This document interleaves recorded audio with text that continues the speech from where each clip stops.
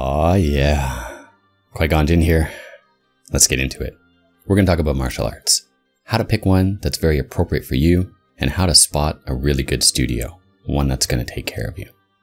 Now, before I get started, a disclaimer, I am in no way claiming to be a master. I am just a black belt who has taught in the past and also likes to dabble in a new martial art every couple of years. It's something I enjoy and probably, hopefully, will never stop doing.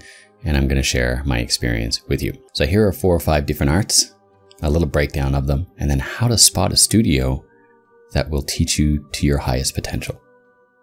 All right, number 1, Zambo, Russian military training. I did a Canadian version of this martial art called Sistema. It doesn't mean it's Canadian, it's still a Russian military training, it's just a Russian who came to Canada. So this is based off of military training, and the philosophy behind this martial art is to take the most useful, the most practical aspects of many other martial arts to teach to the military how to combat effectively. And that's exactly what it is. It is extremely combat effective. It can at times be very brutal, and it will definitely up your self-defense. It is not a traditional martial art, so you won't be learning forms. If you like the beauty of forms and if you want to stick with a traditional martial art, this type of martial art is not for you. If you want to learn very practical self-defense techniques that are very useful and very tried, tested, and true, it is a great way to go. For example, the first time I walked into the studio, they knew I had a strong striking game and a weak grappling game because of my karate and kung fu background. I told them this, they didn't magically know just by looking at me. And so the first thing they did is have 4 people pancake me to the ground and see how I try to escape. I did not escape. It was a very interesting learning process. It was scary at first, and I learned a lot of practical stuff from this martial art. Number 2, Muay Thai and kickboxing. Yes, it's 2 different martial arts, but in North America, here anyway, with MMA being as popular as it is, they almost always go hand in hand. I would love to learn traditional Muay Thai on its own. It's not available here in Toronto, at least not that I could find. And so I found a synthesis school like many other MMA schools. At a Muay Thai kickboxing school, you will learn amazing cardio, definitely a lot of strength training. Your reaction time, your striking power, and your impact training will go up. What do I mean by impact training?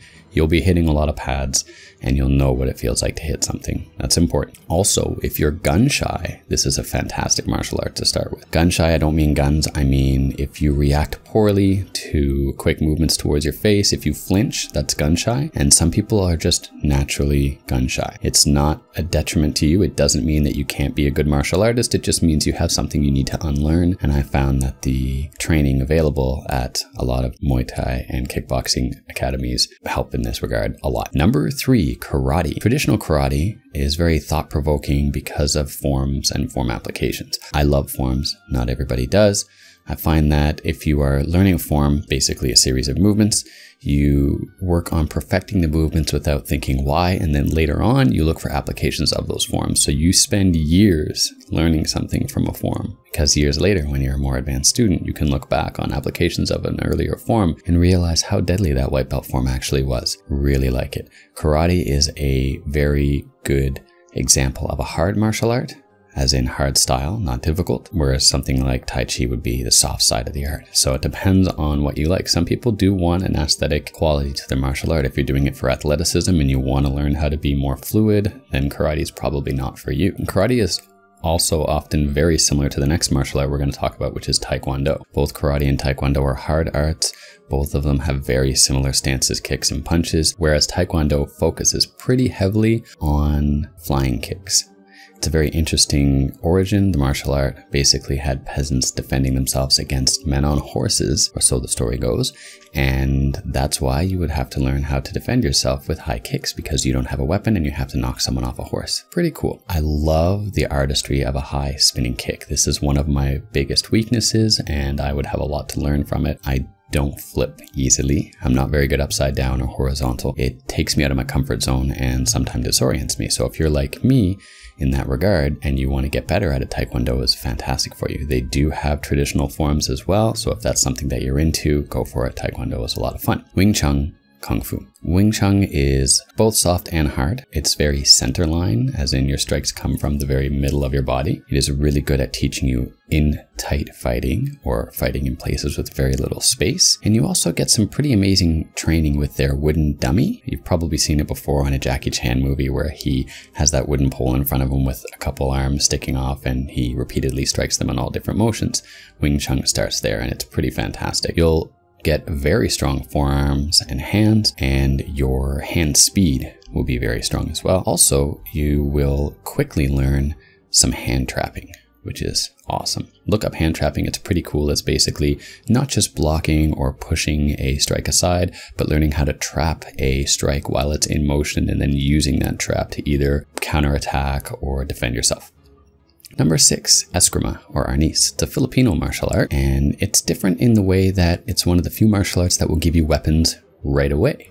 You will get 2 sticks, sometimes they're made out of rattan, it's depending on the studio, and you learn how to do this type of dual wielding fighting. I really liked it because I had a lot of experience with other martial arts already, and most traditional martial arts will not give you a weapon for sometimes years to come, and I wanted to avoid that, so I wanted to learn how to use these weapons as soon as possible, and that's what initially attracted me to arnis. It had a lot of soft and hard style combat involved in it, but it really revolved around the stick fighting and later on knife fighting. If you ever watch Arrow or the new season of Daredevil, you'll see a lot of eskrima, quote-unquote arnis in it. Also, you could check out that amazing movie by Tommy Lee Jones and Benicio del Toro, Hunted, for some really good eskrima training. I'm pretty sure both of those guys were not trained in that kind of stuff before that movie, and the choreography was fantastic. I really liked it. Moving on, let's think about how to pick a proper studio. You want to know that they're going to take care of you. You want to know that they're going to teach you as much as possible, that they're going to help motivate you,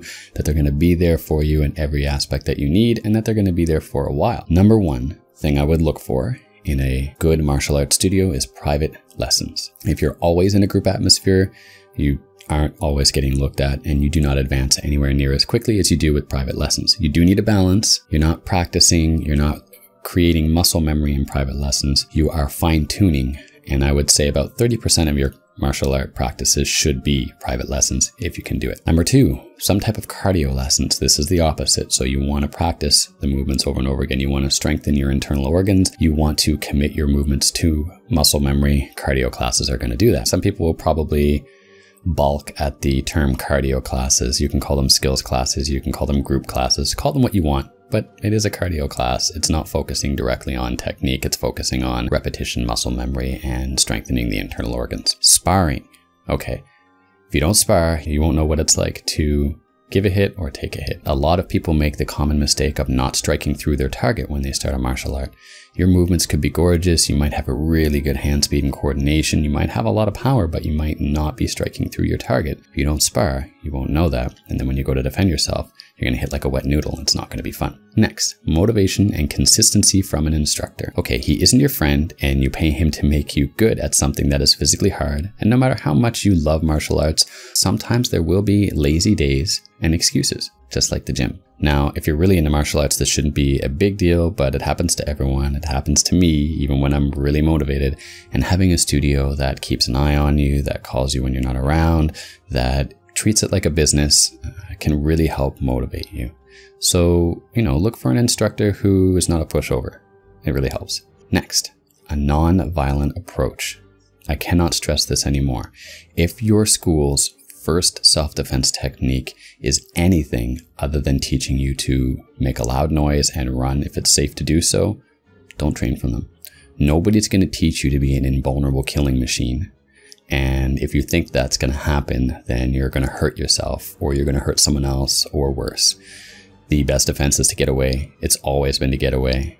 And that should be something that you get taught right away. Just make sure that violence is not a motivation of your school. It should be really important. Every credible martial arts studio gives free lessons to start. Whether it's 1, 2, 3 days, a week, it doesn't really matter. Make use of it, and don't make a decision at the end of the free lesson. Respectfully let them know you enjoyed or didn't. Just be respectful. Let them know that you enjoyed and you're thankful for the free lesson, and that you haven't decided what martial art you're picking, so you will get back to them. And of course, give them your contact information so they can call you and harass you to come in. That should be how it's done. You shouldn't make this kind of a decision on the fly. It's not like the gym where you're going in and all the gyms can teach you the same thing. Every martial art is completely different from another, and you want to find the one that's tailored for your interests. Next, a place to practice for free. If your martial arts studio is meeting at the YMCA once or twice a week, and it's a place that is rented out, then you're not going to have a place to practice for free. You want a martial arts studio that has practice hours, that has padded floors, that has proper type of equipment that you can use so that you can practice when it suits your schedule. Practice makes perfect. We've heard this before. Well, it's a shitty saying. Practice makes almost perfect as long as done properly. Should be the actual saying. And last but not least, something to keep in mind on both sides of instructors or as potential students. It is very hard to find a business in the fitness industry that is both fitness motivated and business savvy. It's why one of the, I want to say, stigmas of a martial arts studio is it's kind of good to find a custy ghetto-y feeling martial art place because you know that it's authentic. Typically, a lot of martial art places do not know how to run a business because they're very focused on their love for the martial art and not always focused on a love for business. This is not always a good thing for you because you might get a place that doesn't stay open. You might get a place that doesn't tailor to your needs. So try to keep an eye out for something that has an eye for both. If you are a martial arts studio and you absolutely love martial arts and you have complete faith in what you're teaching and you're not succeeding in the way that you want, take a look back and think about the business side. Are you reaching out to your students? Are you creating events? Are you spending half of the time that you're working on reaching out to new students in one way or the other? Because if you're spending all your time training and waiting, things aren't going to happen as fast as you want. So you should spend half of your time training and teaching and the other half of your efforts reaching out for new students. That's it, guys. I hope I helped you find yourself a new martial art. Keep an eye out for other small videos like this. Hit the like button if you liked what you saw. Hit the subscribe button if you want to see more. Can't wait to talk to you again in the near future. Have yourself a great day. This is QuiteGoneJin saying thanks kindly.